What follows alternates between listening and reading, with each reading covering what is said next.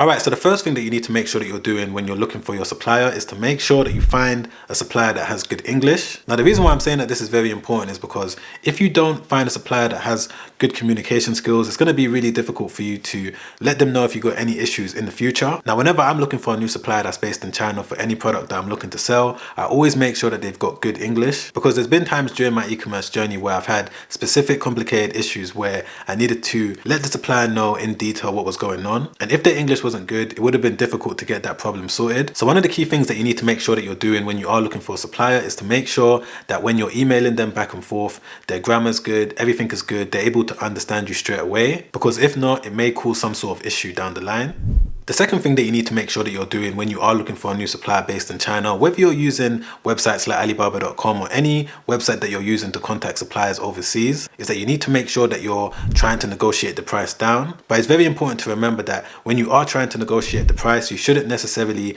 push it down too much, because there's a chance that because the supplier might want your business, they may send you a lower quality item. But at the same time, you shouldn't take the price that they offer you straight away. You should try and negotiate down a little bit. So one of the ways that I like to negotiate the price down a little bit is by letting the supplier know that I'm looking to build a long-term relationship. The reason why it's important to let them know this is because a lot of people only want to order a sample order here and there, but they don't necessarily want to order on a repeat basis. So if you can convey to the supplier that you're willing to order from them again and again and again over the long term, because it's going to be necessary for your business, then there's a likelihood that they might reduce the price down, because suppliers in China don't necessarily care about one-off orders. They want to build a long-term relationship with people all around the world. And this is one of the negotiation tactics that I've personally used when it comes to bringing the price down a little bit. There's been situations where I've started a new e-commerce store and I've looked for a brand new supplier to use. I received a pro forma invoice from the supplier, which was, let's say for example, around $5,000, and I've been able to bring that invoice down from $5,000 to around $4,500 just by letting them know that I'm looking to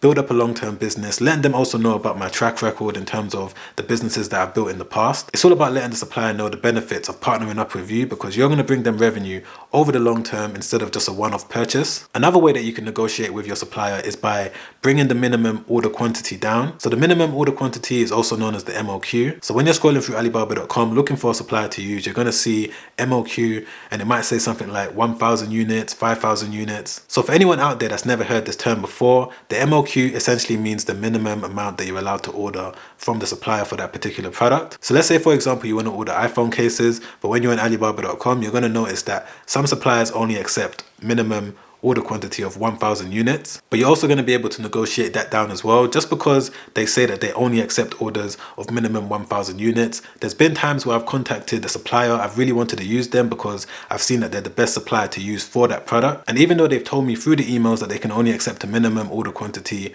of around 500 units, I've been able to bring that down to around 200 units or 100 units in some cases. So there's various different ways that you're going to be able to negotiate. You can either negotiate by bringing the price down, you can negotiate by getting some free items included with your shipment, or you can negotiate by getting the MOQ reduced.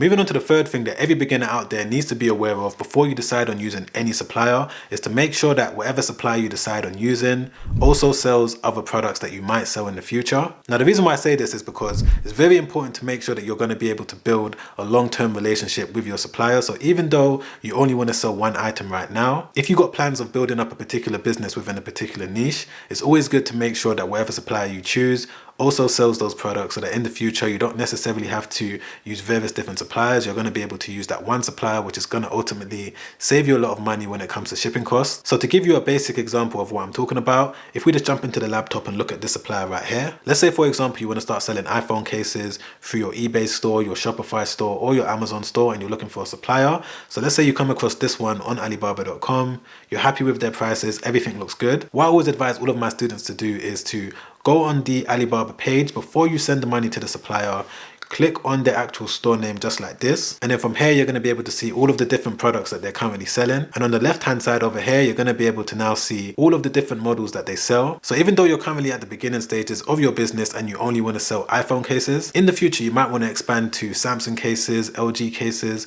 So what I advise all of my students to do is to go onto this page right here on Alibaba.com and look on the left hand side, and as we can see they sell cases for iPhone, for Samsung, for Motorola, as well as for LG and all all of these other brands right here. So if you're currently at the point where you're about to send money to your supplier for the first time, it's always wise to make sure that you've double checked the other items that they sell. So at least you know that you're going to be able to grow with that supplier instead of having to use 5 or 6 different suppliers as a brand new seller.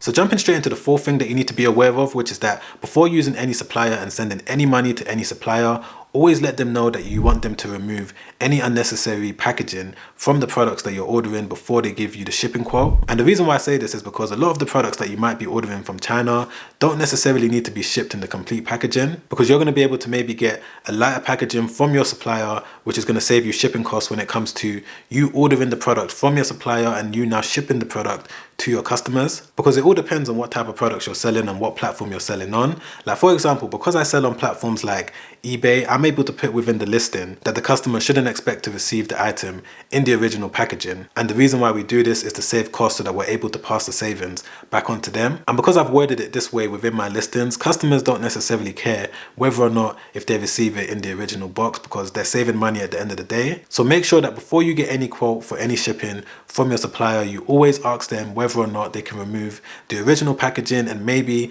put it in a lighter packaging, which will ultimately bring your shipping costs down. And finally, one of the most important things that you need to make sure that you're asking your suppliers before you decide on using them is to make sure that they offer some sort of warranty. Now, this is something that I teach all of my students that have joined either Project eBay or Project Shopify. I show them exactly what they need to do when it comes to communicating with suppliers and understanding which supplier is the best one to go with. And one of the key elements that you need to look out for is whether or not the supplier offers some sort of warranty. Now, when I say warranty, what I mean is that if you have any issues with the item in terms of there being a manufacturing fault with the item, then you're going to be able to send it back for either a credit or you're going to be able to send it back for a brand new item. So for me personally, I only like to use suppliers that offer the warranty. Now, I don't always send it back to my suppliers because it all depends on how many refunds I get. Because if I don't get a lot of refunds within a certain period, then it might not make any sense for me to post it back, because the postage cost is going to be a lot and the hassle to post it back is also going to be a headache too. The only time I like to claim my warranty with any supplier is if I get a lot of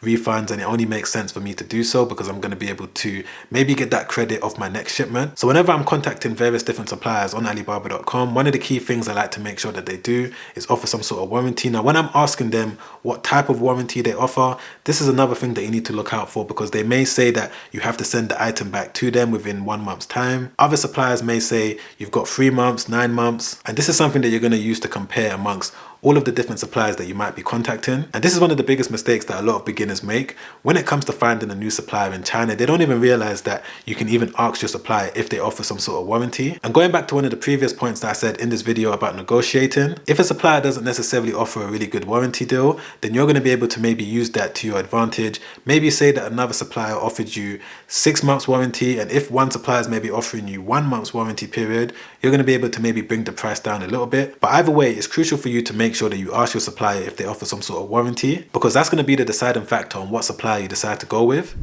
So those are the 5 things that I believe that every beginner out there needs to be aware of before you decide on using any supplier that's based in China. If you enjoyed any of the tips that I went through in this video, don't forget to press the like button and don't forget to subscribe as well. Hit the bell notification so that YouTube can let you know when a new video has been released. But if you want to watch the previous video that I made where I broke down the 6 steps that you need to be aware of before sending money to a supplier based in China, I'm going to leave that video right there. Make sure you watch that video straight after this video, because I got a lot of good feedback from it and a lot of people found it very helpful. Or if you want to watch a webinar where I break down my story of going from $0 to $3,000 per day in sales as a complete beginner with my e-commerce business, I'm going to leave that in the description down below. It's going to be the first link. Alright guys, I'll see you on the next one. Make sure you stay safe out there.